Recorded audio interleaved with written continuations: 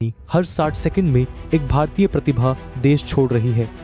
Perplexity के founder Arvind Srinivas, Google के सुंदर पिचाई, माइक्रोसॉफ्ट के सत्या नडेला सभी भारतीय। लेकिन क्या ये ब्रेन ड्रेन हमारी अर्थव्यवस्था को कमजोर कर रहा है? हर साल 30 लाख भारतीय विदेश जा रहे हैं। 1 लाख से ज्यादा लोग नागरिकता छोड़ रहे हैं। क्या ये हमारे विकास में बाधा है या फिर किसी बड़ी योजना का हिस्सा? पूरी सच्चाई जानने के लिए ये वीडियो अभी देखें। और लीना नायर जैसे कई इंडियंस को उस लिस्ट में ऐड कर दिया जो आज फॉरेन मल्टीनेशनल्स को लीड कर रहे हैं। पर लीना नायर ने चैनल का कार्यभार अपने हाथों में लिया। इस लिस्ट में पहले से ही इंदिरा नूई, सत्या नडेला, सुंदर पिच्चई और शांतनु नारायण जैसे कई नाम शामिल हैं। इन सब के साथ गीता गोपीनाथ, जो आईएमएफ की चीफ इकोनॉमिस्ट हैं, उन्हें अर्ली दिसंबर में आईएमएफ की फर्स्ट डिप्टी मैनेजिंग डायरेक्टर के तौर पे नियुक्त किए जाने की घोषणा कर दी गई। जहां एक ओर इंडियंस द्वारा अचीव की जाने वाली ये ग्लोबल एक्सीलेंस हमें गर्व महसूस कराती है, वहीं दूसरी ओर ये पैटर्न्स कुछ सवाल खड़े करते हैं। क्या इंडियन टैलेंट के माइग्रेशन से हमारी इकोनॉमी की ग्रोथ हैम्पर हो रही है? या यूं कहें कि ये लोग इंडिया में ही रहते हुए देश की उन्नति में अपना योगदान देते तो क्या आज हमारे देश की तस्वीर कुछ और होती? क्या ब्रेन ड्रेन आज भी हमारे डेवलपमेंट को हैम्पर कर रहा है? आज हम ऐसे ही कुछ सवालों के जवाब ढूंढने का प्रयास करेंगे। इसके अलावा गवर्नमेंट द्वारा इस माइग्रेशन के अगेंस्ट किए गए स्टैंड पे भी एक नज़र डालेंगे। तो आइए शुरू करते हैं आज का इंटरेस्टिंग डिस्कशन। दोस्तों, सेकेंड वर्ल्ड वॉर के बाद से हो रहे ब्रिटिश साइंटिस्ट के यूएस में माइग्रेशन को आइडेंटिफाई करते हुए रॉयल सोसाइटी ने 1963 में इसे ब्रेन ड्रेन की तरह डिफाइन किया था, जिसके कारण ब्रिटिश इकोनॉमी को सीरियस लॉसेस हो रहे थे। ये टर्म आने वाले समय में इंडियन कॉन्टेक्स्ट में अप्लाई होने वाला था, जहां इंडिपेंडेंस के बाद सिमिलर पैटर्न देखे गए। आज़ादी के बाद इंडियन इकोनॉमी के लिए एक फर्म बेस तैयार हो, इसके लिए हमारे देश को इनोवेटिव माइंड और स्किल्ड वर्कफोर्स की ज़रूरत थी। लेकिन इसी दौरान बेटर लाइवलीहुड और अपॉर्चुनिटीज़ के कारण कई इंडियंस ने विदेशों में जाना पसंद किया। ये पैटर्न 1991 तक जारी रहा, जब तक इंडियन इकोनॉमी को ग्लोबलाइजेशन के लिए ओपन ना कर दिया गया। एलपीजी रिफॉर्म्स के बाद जहां एक और कई मल्टीनेशनल कंपनीज और फॉरेन इन्वेस्टमेंट ने इंडिया में अपने कदम रखने का फैसला किया, वहीं इनके साथ कई इंडियंस ने भी वापस अपने देश लौटने का डिसीजन लिया। लेकिन इसके बाद आज इंडियन इकोनॉमी फिर से उसी ब्रेन ड्रेन के इशू को फेस कर रही है जो 1991 रिफॉर्म्स के बाद कुछ समय के लिए रुक गया था। यूनाइटेड नेशंस के इंटरनेशनल माइग्रेशन 2020 हाइलाइट्स के अनुसार 2000 से 2020 के बीच लगभग 10 मिलियन इंडियंस ने विदेशों में माइग्रेट करने का निर्णय लिया। इस रिपोर्ट के अनुसार 2020 में लगभग 2 करोड़ इंडियंस विदेशों में मौजूद थे, जिसमें 35 लाख इंडियंस यूएई में, 27 लाख यूएस में और 25 लाख सऊदी अरेबिया में लोकेटेड हैं। दोस्तों, हमारे लिए इंडियंस का फॉरेन कंट्रीज जाना मेजर इशू नहीं है, बल्कि उनका वापस ना आना चिंता का विषय है। लास्ट ईयर मिड दिसंबर में मिनिस्ट्री ऑफ होम अफेयर्स ने लोकसभा सेशन में बताया कि 2015 से सितंबर 2021 के बीच 8,81,254 इंडिविजुअल्स ने अपनी इंडियन सिटीजनशिप रिनाउंस कर दी। वहीं पिछले 5 सालों में 10,646 फॉरेनर्स ने इंडियन सिटीजनशिप के लिए अप्लाई किया, जिनमें 4,177 इंडिविजुअल्स को सिटीजनशिप प्रोवाइड की गई। दोस्तों, इस क्राइसिस को एक्सप्लेन करते हुए वॉन ने बताया कि 1996 से 2015 के बीच 10th और 12th स्टैंडर्ड के आधे से ज़्यादा फर्स्ट रैंकर्स या उस बैच के ब्राइटेस्ट माइंड्स विदेशों में माइग्रेट कर चुके हैं।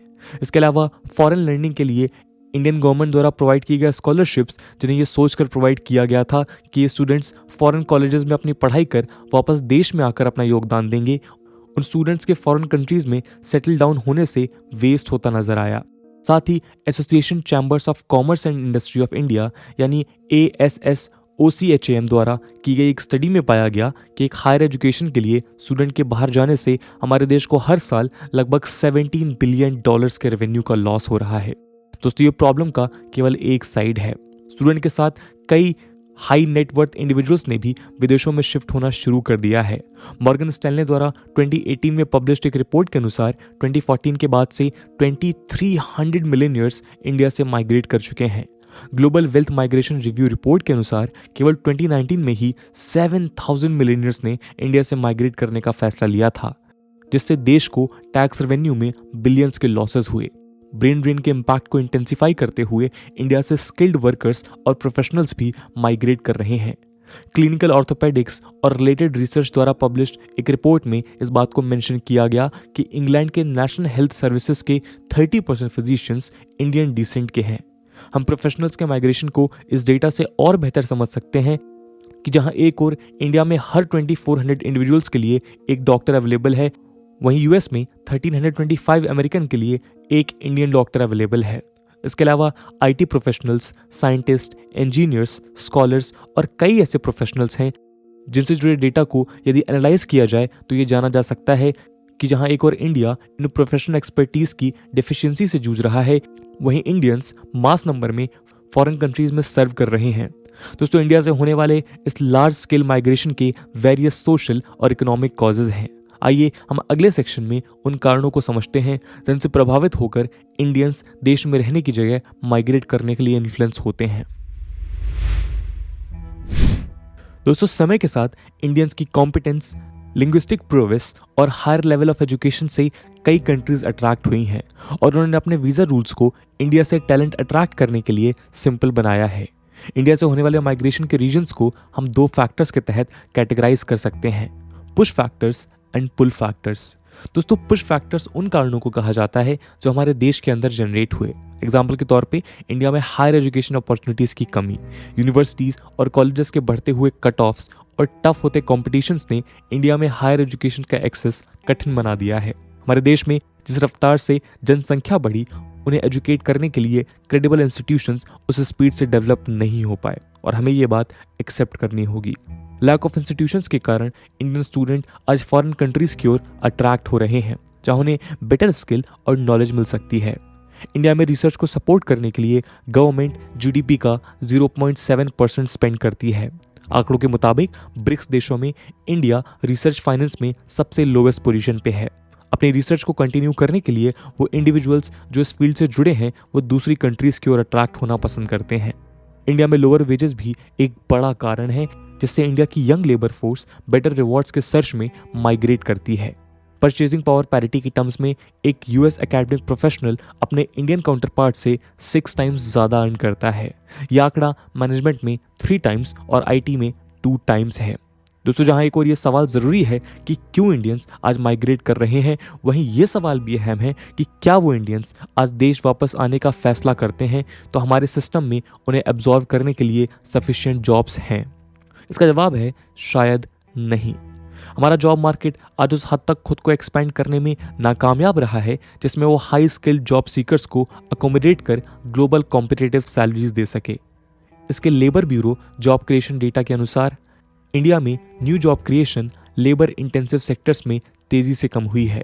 यूएनडीपी की एक रिपोर्ट ने यह रिवील किया कि इंडिया 1991 से लेकर 2013 के बीच लेबर मार्केट में आए न्यू इंट्रेंट्स का केवल 50% ही ऑब्जॉर्व कर पाया था। इस रिपोर्ट के अनुसार आने वाले 35 ईयर्स में इंडिया एक सीवियर जॉब क्राइसिस फेस करने वाला है। ओईसीडी के अनुसार इंडिया के लगभग 30.5% यूथ ना ही किसी एम्प्लॉयमेंट में और ना ही किसी एजुकेशन या ट्रेनिंग प्रोग्राम में इन्वॉल्व हैं। ये रही कुछ पुश फैक्टर्स की बात। आइए अब पुल फैक्टर्स को समझते हैं। दोस्तों, डेवलप्ड कंट्रीज इंडिया के compared better living standards, salaries, tax benefits etcetera provide करती हैं जो इमिग्रेशन का बड़ा कारण है। उन कंट्रीज में प्रोवाइड की जाने वाली overall quality of life India जैसे नेशन से बेटर होती है जिसके प्रति हमारी यूथ अट्रैक्ट होती है। डेवलपमेंट के साथ इंडियन यूथ अपने लाइफ में ग्रेटर लिबर्टी सीख करने लगे हैं जबकि हमारी सोसाइटी आज भी इस तरह के लाइफस्टाइल को फुली एक्सेप्ट नहीं कर पाई है। इस सिचुएशन में फॉरेन कंट्रीज जहां लिबरल नॉन इंटरफेयरिंग सोसाइटी ज़्यादा फ्रीडम प्रोवाइड करती है, इंडियन यूथ के लिए बेटर चॉइस बन के उभरी है। डेवलप्ड कंट्रीज अपनी इकोनॉमी को बूस्ट करने के लिए टैलेंट्स अट्रैक्ट करती हैं। इंटेलेक्चुअल लेबर के लिए एशियंस को प्रेफर किया जाना जिसके लिए वो इजी माइग्रेशन पॉलिसी फ्रेम करती है, हमारे देश से माइग्रेशन को इजी बनाता है। दोस्तों, यदि हम देश के एजुकेशनल पैटर्न को देखें तो मेजॉरिटी ऑफ इंस्टीट्यूशंस आज भी टेक्स्ट बुक एजुकेशन और थियोरेटिकल लर्निंग को इम्पोर्टेंस देते हैं जो स्टूडेंट्स को वो स्किल नहीं दे पाते जिससे वो जॉब्स के लिए तैयार हो पाएं। इसी कारण से हम इंडस्ट्री रिक्वायरमेंट्स और एकेडमिक नॉलेज के बीच एक गैप क्रिएट होता हुआ देख सकते हैं। इंडिया स्किल रिपोर्ट के अनुसार एजुकेशनल इंस्टीट्यूट से पास आउट होने वाले केवल 47% स्टूडेंट्स ही एम्प्लॉयबल होते हैं और इस कारण कई individuals standard of living maintain करने के लिए दूसरे देशों में अंडर एम्प्लॉयमेंट के लिए भी तैयार होकर माइग्रेट कर जाते हैं। दोस्तों, इंडिया डुअल सिटीजनशिप ऑफर नहीं करता, जिस कारण दूसरे देशों में सिटीजनशिप हासिल करने वाले लोगों को अपनी इंडियन सिटीजनशिप गिव अप करनी पड़ती है। हाउएवर, वो इंडियंस जो अपनी सिटीजनशिप रिनाउंस करते हैं, वो ओवरसीज सिटीजन ऑफ इंडिया यानी कि OCI कार्ड अप्लाई कर इंडिया में रिसाइड कर सकते हैं या इवन बिजनेस भी रन कर सकते हैं। इंडियन गवर्नमेंट ने सिटीजनशिप रिनाउंस करने के लिए एक सिंपल ऑनलाइन प्रोसेस डेवलप किया है, जो इस बात को शो करता है कि गवर्नमेंट देश से टैलेंटेड पॉपुलेशन के आउटफ्लो को लेकर कितनी चिंतित है।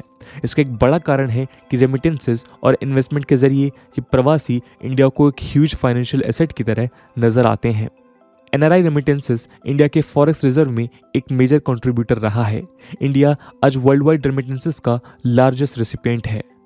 केवल 2021 में रेमिटेंसेस के जरिए NRIs ने इंडियन इकोनॉमी में $81 बिलियन कंट्रीब्यूट किए थे। लेकिन इन सब के बावजूद गवर्नमेंट ने कई ऐसे स्टेप्स लिए हैं जिससे इंडियन टैलेंट्स वापस अपने देश लौटने को आकर्षित हो सकें। एग्जाम्पल के तौर पे the Ramanujan fellowship, innovation in science pursued for inspired research programme. इसकी मदद से गवर्नमेंट दुनिया भर में बसे इंडियन ओरिजिन के साइंटिस्ट और इंजीनियर्स को इनकरेज करती है कि वो इंडिया आकर साइंटिफिक रिसर्च पोजीशंस लीड करें। द रामालिंगा स्वामी फेलोशिप उन साइंटिस्ट के लिए प्लेटफॉर्म प्रोवाइड करती है जो इंडिया वापस आकर काम करना चाहते हैं। वैश्विक भारतीय वैज्ञानिक समिट, इसके तहत कई overseas Indian origin academicians participate कर कई चैलेंजेस के लिए इनोवेट सॉल्यूशन प्रोवाइड करते हैं। दोस्तों, इन सब के अलावा इंडिया आज ब्रेन ड्रेन को कर्ब करने के लिए नेशनल स्किल डेवलपमेंट मिशन के तहत 2022 तक 400 मिलियन पीपल को स्किल्ड वर्कफोर्स बनाने का प्रयास कर रहा है, जिससे इन लोगों को इंडिया में ही एम्प्लॉयमेंट मिल सके।